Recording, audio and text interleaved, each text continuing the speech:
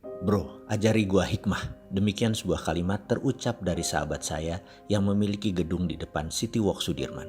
Gedung 30 lantai tersebut, kantornya berada di lantai 29 dan lantai 30. Saya terkejut kenapa tiba-tiba saya baru datang ke kantornya dia berkata demikian. Tapi dia sahabat lama saya. Dia juga mitra bisnis saya. Saya tahu sekali tabiatnya. Dia berhati lembut, sensitif sekali. Dan kalau dia berkata begini, saya jarang komentar.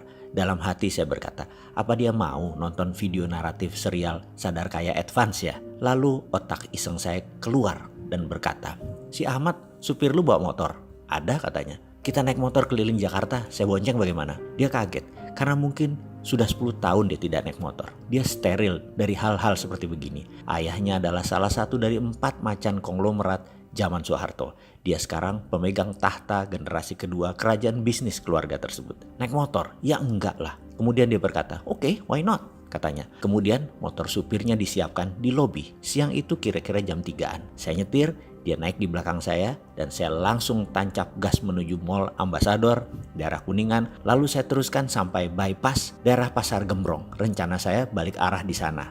Dan ternyata hujan besar sekali di daerah bypass tersebut. Untung kami sempat berteduh di bawah tol di bypass tersebut. Ada puluhan motor melakukan hal yang sama. Hujan membesar, air bergerak naik ke arah trotoar, dan sahabat saya mulai gerutu.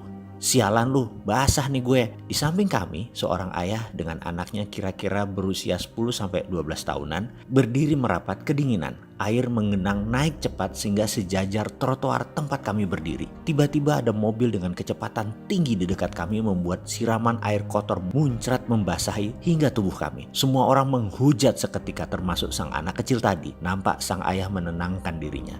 Saya yang berdiri di sampingnya tak kuasa tidak mendengarkan percakapan ayah anak ini. Sudahlah nak, jangan marah. Tapi dia kurang ajar ngotorin semua orang ayah. Kalau kita marah, kata ayahnya, itu energi negatif yang keluar dari diri kita.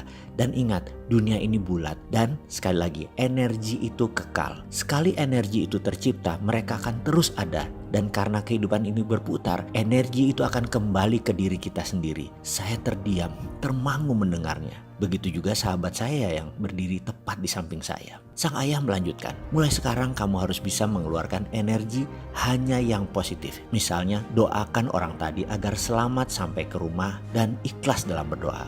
Doakan semua orang yang berteduh ini selamat sampai di rumah dan tidak terkena penyakit. Doakan pengemis di pinggir jalan. Doakan apa saja yang kamu lihat. Anak sekolah yang baru pulang, tukang sapu jalanan, semua yang kamu lihat. Doakan, percayalah hidupmu akan lurus, mudah dan selamat dunia akhirat. Papa selalu mencari uang halal untuk keluarga. Siang malam semua papa doakan. Mamahmu menanak nasi, dia berdoa. Ucapkan doa baik buat petani yang menanam, pedagang yang berjualan, pengendara yang membawa beras ini, petani yang menggiling padi menjadi beras, ikan yang dimasak pun mamah selalu mendoakan. Sehingga apa yang kita makan sudah disyukuri, sudah diikhlaskan, sudah diseimbangkan. Tak lama kemudian sebuah Alphard warna hitam tepat berhenti di depan mereka dan pintu terbuka. Mama, kata sang anak sambil naik ke mobil tersebut dan supir mobil tersebut bertukar dengan sang ayah.